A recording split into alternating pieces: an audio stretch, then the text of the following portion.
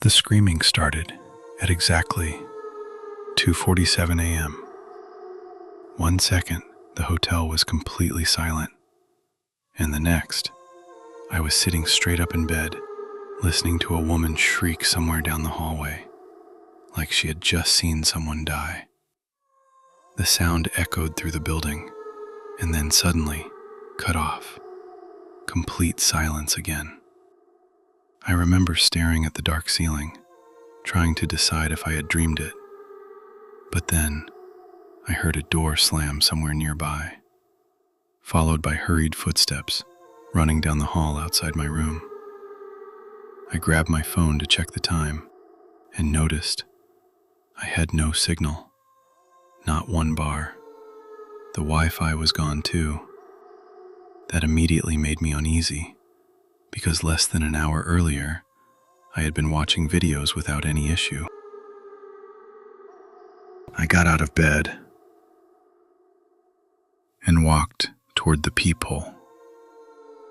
The hallway outside looked empty, except for one thing. At the far end, near the elevator, a housekeeping cart was sitting abandoned in the middle of the hallway. Towels were scattered across the carpet, like someone had left in a hurry. I kept staring at it, waiting for someone to come back, but nobody did. That's when the elevator dinged softly. The doors opened, slowly, and a man stepped out wearing a dark maintenance uniform. At first, nothing about him looked strange, except for the fact he wasn't moving. He just stood there, perfectly still, with his head lowered toward the floor. Then after a few seconds, he slowly lifted his head and looked directly toward my room. Even through the peephole, I could tell something was wrong with him. His face looked pale gray under the hallway lights, and his expression was completely blank.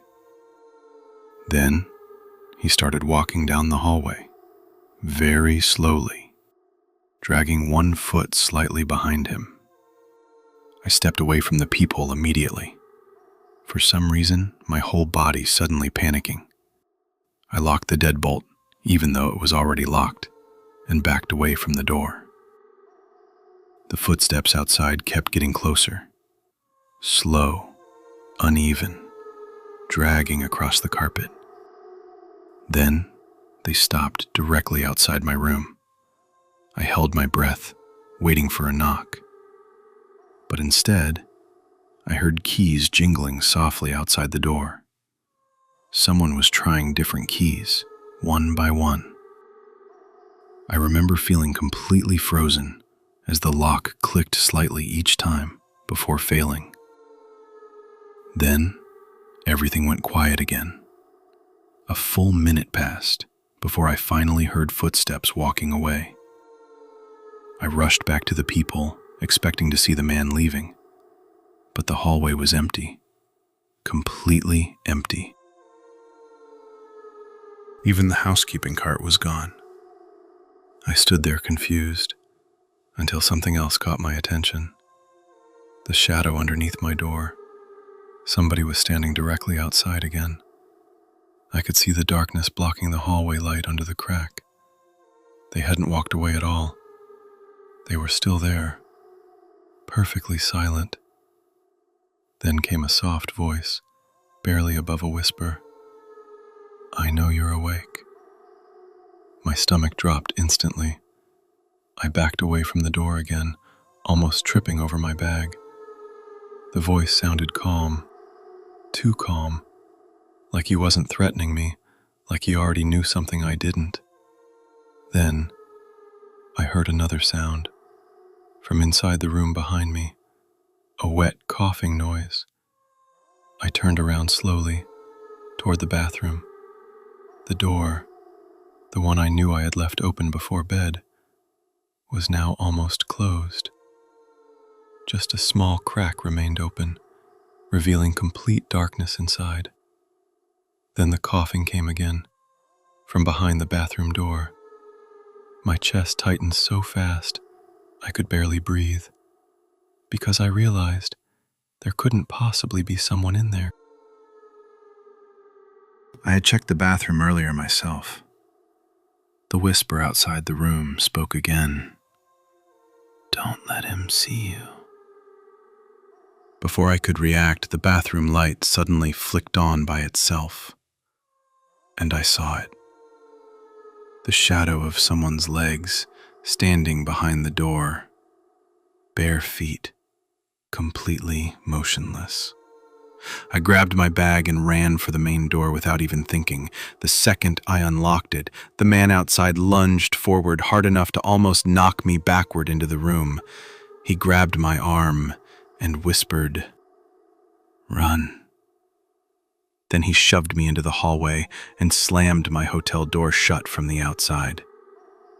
Almost immediately, something heavy crashed against the other side of the door. The entire frame shook violently.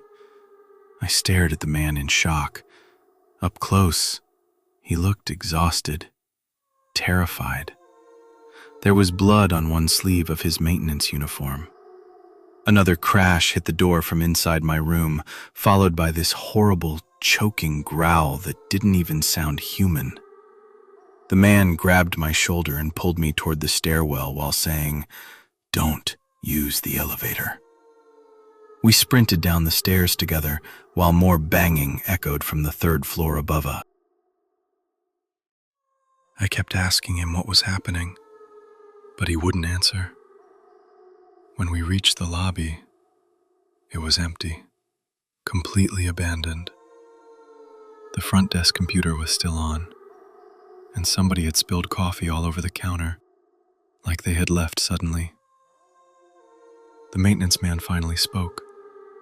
He told me that earlier that night, a guest in another room had attacked hotel staff after barricading himself inside his bathroom for hours, claiming someone was hiding in the mirrors, watching him. Police had supposedly taken him away already, but 20 minutes later, guests started reporting sightings of him on different floors, even though security cameras never showed him leaving police custody. Before I could even process that, we heard the elevator ding upstairs again. Ding. Then another from the second floor. Ding. Then another from the lobby directly behind us. The doors slowly opened, and standing inside was the man from my bathroom. Same pale face, same blank expression, barefoot, smiling slightly now. Water dripped from his clothes onto the elevator floor, even though it hadn't rained outside all night. The maintenance worker immediately pulled me toward the emergency exit and screamed for me not to look back. I didn't. I ran straight to my car and drove away from that hotel faster than I've ever driven in my life. But the craziest part came the next morning. I tried finding the hotel online because I wanted to leave a complaint or at least figure out what happened there. But when I searched the address, it only showed an empty, abandoned building. A building that had supposedly shut down nearly 8 years earlier after a fire killed several guests on the third floor.